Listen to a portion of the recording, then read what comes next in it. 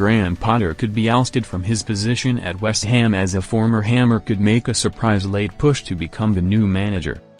Prior to the 3-0 humbling by Tottenham, Football Insider exclusively revealed on 5 September that West Ham have sounded out Frank Lampard to replace Potter as manager, while Ipswich Town boss Kieran McKenna was spotted in the West Ham boardroom before Saturday's match.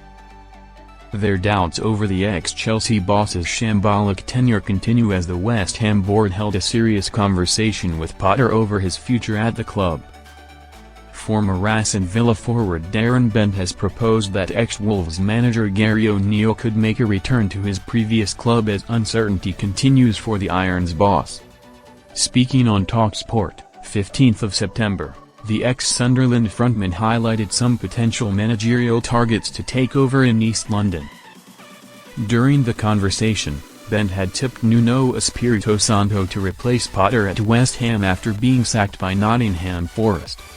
Yet, the Englishman also hinted at the availability of O'Neill, who has been without a job since he was fired by the Wanderers at the beginning of the 2024-25 campaign.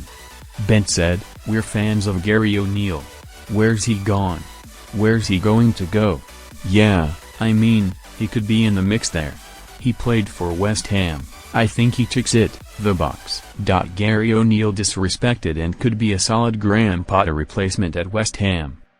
Hammers fans are growing tired of underperforming and useless managers who cannot get the team to click. However, perhaps they are overlooking a critical factor in appointing a coach who knows the club through and through, such as O'Neill. The 42-year-old played in East London between 2011 to 2013 and became familiar with what it means to play for the Irons.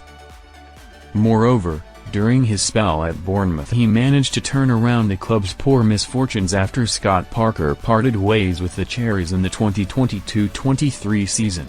O'Neill managed to steer the South Coast side away from relegation to a respectable 15th, which was far better than the state in which the current Burnley boss left the club. Therefore, perhaps West Ham should take a punt on the former Wolves man to revitalize the club and stabilize things just as he did with Bournemouth.